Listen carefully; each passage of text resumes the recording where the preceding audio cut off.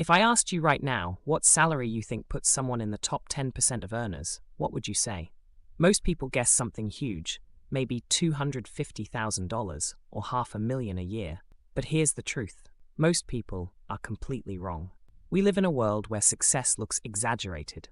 On social media, it seems like everyone's driving six-figure cars, living in million-dollar homes, and vacationing every other week. So naturally, we start believing that being rich means earning hundreds of thousands of dollars a year. But the real numbers, the actual data, tell a very different story. And by the end of this video, you'll know exactly what salary puts you in the top 10% in America, why it might not be as far away as you think, and why so many people earning those salaries still don't feel wealthy at all. If you're someone who likes clear, data-backed financial insights without the noise or hype, make sure to subscribe, because here, we break down money in a way that actually makes sense. Now, before we reveal the real number, let's talk about what most people think it takes to reach the top 10%, and why our perceptions are so far off. Section 1. What people think the top 10% earn. Ask most people what it takes to be in the top 10%, and you'll hear numbers like $250,000, $300,000, maybe even $500,000 a year. It sounds logical. After all, that's what social media shows us. Luxury cars, big houses, exotic vacations, and everyone claiming they're crushing it. So we assume that being rich must mean earning huge money. But what we see online isn't reality. It's marketing. Many of those lifestyles are fueled by credit, not cash. People lease the car, finance the house, and post the highlight reel. The truth is, income and appearance often have nothing in common. This distorted picture makes most of us underestimate how close we really are, because the actual number that puts you in the top 10% is far lower than most people imagine, and it's one of the most surprising financial facts out there. Let's break down what the real data says and why it completely changes how you think about rich. Section 2.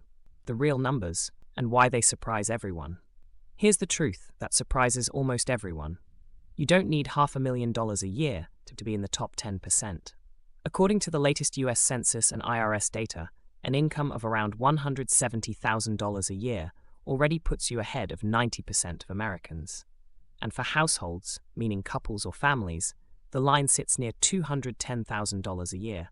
Still a strong income, but nowhere near what most people assume. What makes this even more interesting is how differently it feels depending on location. In a smaller city, $170,000 can mean financial comfort. In a big coastal city, it can feel like you're just keeping up. That's why so many high earners don't even realize they're already among the top 10%, because their day-to-day life doesn't feel like the image of rich they see online. Next, let's talk about what that salary actually buys you, and why high income doesn't automatically mean financial freedom. Section 3. What that salary actually buys you. So if earning $170,000 a year puts you in the top 10%, why doesn't it feel like you've made it? Because earning a lot and keeping a lot are two very different things. High income brings comfort, not guaranteed wealth. Many top earners quietly live paycheck to paycheck. They have the house, the car, the vacations, but also the bills that come with them. After taxes, housing, and lifestyle costs, their savings barely move. A six-figure salary can buy you a good life, but not financial peace if your expenses rise just as fast. That's the trap of lifestyle inflation. Every raise disappears into upgrades. True financial ease begins when your money grows faster than you spend it. When your income increases, but your lifestyle doesn't chase it, you create space, and that space turns into freedom. Next, let's look at why that same salary can feel completely different depending on where you live. Section 4. How location changes everything. What it means to be top 10% depends almost entirely on where you live. A salary of $170,000 in Austin or Nashville can buy you a comfortable home, savings, and travel. But that same income in San Francisco or New York City, it barely stretches past rent, taxes, and childcare. It's not the number that changes, it's the environment. $1 in one city might feel like $2 somewhere else. That's why two people earning the same amount can live completely different lives. And there's another hidden factor: comparison. In a high-income area, you might feel broke simply because everyone around you earns more or spends more. That illusion pushes people to keep upgrading, even when they're already ahead. So when people say, "It doesn't feel like enough," It's often not about income, it's about surroundings and expectations. Next, let's break down how that top 10% income actually looks at different ages and when most people begin reaching it. Section 5. The top 10% by age. Income looks very different depending on where you are in life. Being top 10% at 25 isn't the same as being top 10% at 55. In your 20s, the bar is surprisingly low, around $70,000 a year. At that stage, most people are just starting out, so even a modest salary puts you well ahead. By your 30s, it climbs to about $120,000. This is when careers start to take shape, promotions come through, and specialization begins to pay off. In your 40s, the top 10% line reaches around $170,000 per year, which matches the national average across all ages. This is also when habits really start to show. Those who lived below their means in earlier years often have investments compounding quietly in the background, while others with the same income feel like they're barely staying afloat. By your 50s, the line moves to about $200,000 annually, but by then, the focus often shifts from earning more to keeping more. People begin to value time, flexibility, and peace of mind more than just another raise. So yes, the numbers change with age, but the principle stays the same. Those who steadily build skills, save consistently, and avoid lifestyle traps usually reach the top 10% naturally without chasing shortcuts or luck. Section 6. Why even high earners don't feel rich. Here's the irony. Many people earning enough to be in the top 10% still don't feel rich. And it's not because they lack money, it's because their expectations rise just as fast. That first big raise? It feels amazing. For about a month, then the new car, the upgraded home, the better vacations all become normal.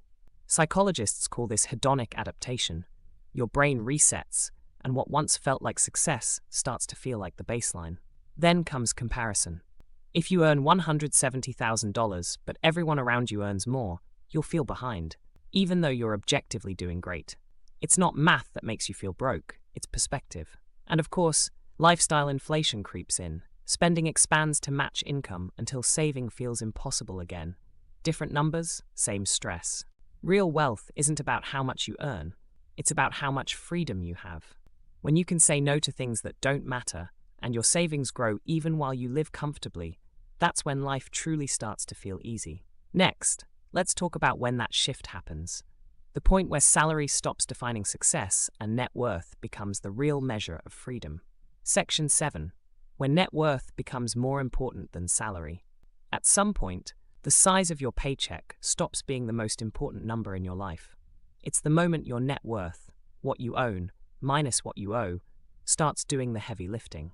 For most people, this shift happens somewhere around midlife. Your salary may level off, but if you've been saving and investing consistently, your money begins to work harder than you do.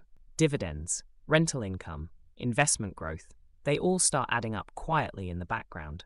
That's when you realize something powerful. It's not your income that buys freedom, it's your assets.